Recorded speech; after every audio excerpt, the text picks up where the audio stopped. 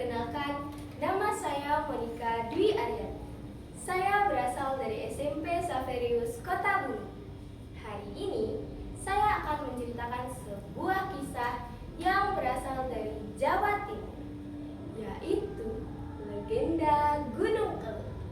Gunung Kelut adalah salah satu gunung berapi di Indonesia yang memiliki ketinggian 1731 mdpl. Gunung Kelut terletak di Provinsi Jawa Timur, tepatnya di Kabupaten Kediri, Kabupaten Blitar, dan Kabupaten Malang. Sudah berulang kali Gunung Kelut meletus. Terakhir, Gunung Kelut meletus pada tahun 2014. Selayaknya cerita Nusantara lainnya, Gunung Kelut juga memiliki legenda tersendiri. Yuk, masuk ke ceritanya. Dahulu kala, di masa kejayaan Kerajaan Majapahit, hiduplah seorang raja yang sangat bijak bernama Raja Brawijaya. Ia memiliki seorang putri yang sangat cantik bernama Putri Diah Ayu Pusparini. Karena kecantikannya itu, banyak pemuda yang jatuh cinta pada sang putri. Para pemuda yang terpikat pada kecantikannya berusaha melamar Putri Diah. Tetapi Putri Diah selalu menolak lamaran yang datang padanya. Kondisi itu membuat sedih Raja Brawijaya. Ia ingin melihat putrinya menikah dengan pemuda yang tepat. Raja membayangkan betapa bahagianya jika Putri Diah menikah. Akan ada pesta pernikahan yang sangat meriah di kerajaan. Tetapi, kapan hari itu akan tiba jika Putri Diah terus menolak untuk menikah? Raja kemudian berpikir untuk mengajak putrinya berbicara empat mata. Putriku, ayahanda memanggilmu kemari karena ada hal penting yang ingin dibicarakan. Baik, ayah, aku akan mendengarkannya. Ayahanda sudah semakin tua. Ayahanda tahu kamu sedang mencari lelaki yang tepat. Ayahanda memiliki ide untuk mengadakan sayembara bagi pemuda yang dapat menarik tali busur milik Kiai Garuda dan mengangkat gong milik Kiai Sekar Delima. Dialah yang akan menjadi suami. Mendengar itu, Putri Diah terkejut. Ia bingung, tetapi ia tidak dapat menolak permintaan dari ayahnya karena ia tahu ayahnya hanya menginginkan dirinya untuk menikah. Baik, ayah, jika itu yang terbaik menurut ayahanda, aku akan menerima apapun hasil dari sayembara ini. Putri Diah termenung di kamarnya. Ia bingung harus bagaimana. Ia hanya berharap mendapatkan suami yang hebat. Karena Putri Diah tahu gong milik Kiai Sekar Delima dan busur milik Kiai Garuda memiliki kekuatan gaib. Maka pemenangnya adalah pemuda yang hebat juga. Hari dilaksanakan sayembara pun tiba. Pemuda pertama mencoba untuk meregangkan tali busur.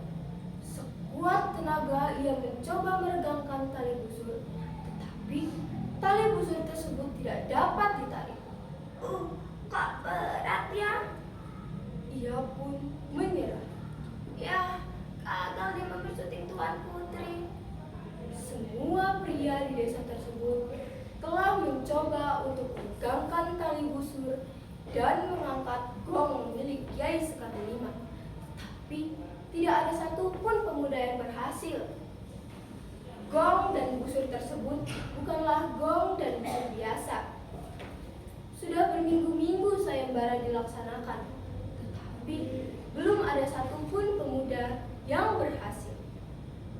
Sampai sudah tidak ada satupun pemuda yang maju untuk mengikuti sayembara.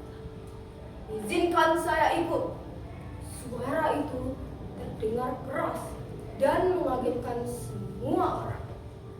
Dia adalah Lembu Suro, pemuda gagah yang terlahir dengan kepala mirip sapi. Lembu Suro mulai meregangkan tali busur. Ia dapat meregangkan tali busur dengan sangat mudah. Begitu pula ketika ia mengangkat gong. Ia dapat mengangkat gong itu dengan sangat mudah. Hal tersebut membuat Raja Brawijaya terkejut. Baginda, saya telah melaksanakan kedua persyaratan tersebut. Raja Brawijaya terlihat bingung. Ia harus tetap menepati janjinya untuk tetap menjadi raja yang adil. Tetapi ia ragu untuk menikahkan putrinya dengan pria berkepala lembu. Ia pun melirik ke arah putrinya yang terlihat cemas. Ternyata putrinya berpikiran sama. Putri dia tidak menyangka bahwa pemenangnya adalah pemuda dengan tampang yang aneh. Bagaimana putriku? Apakah kau tidak masalah dengan pernikahan ini? Aku takut, Ayah. Apakah boleh aku meminta satu persyaratan lagi? Wahai pemuda, kuakui kau memang hebat. Tapi izinkanlah putriku untuk berbicara. Tuan Lembu Suro, apakah aku boleh meminta satu persyaratan lagi? Aku ingin dibuatkan sumur di gunung untuk warga di sini. Jika berhasil, aku akan menerimamu sesuai persyaratan dari sayembara ini. Bagaimana, wahai pemuda? Apakah kau tidak masalah dengan syarat yang diberikan putriku? Baiklah, aku akan melaksanakannya. Maka bergegaslah Lembu Suro menuju puncak gunung. Sesampainya di puncak gunung, Lembu Suro menggali tanah dengan sangat cepat. Dalam sekejap, sumur tersebut sudah hampir jadi. Putri dia yang terus memantau proses pembuatan sumur menjadi panik. Ayah, bagaimana ini? Aku tidak ingin menikah dengan pria sepertinya. Ayah pun sebenarnya ragu. Pengawal, cepat timbun sumur ini dengan tanah.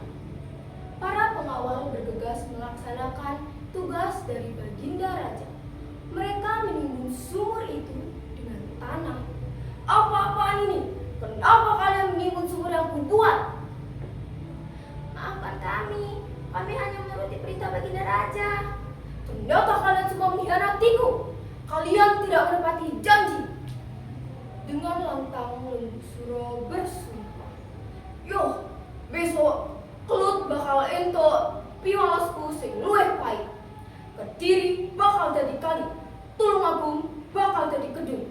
Blitar bakal jadi latar.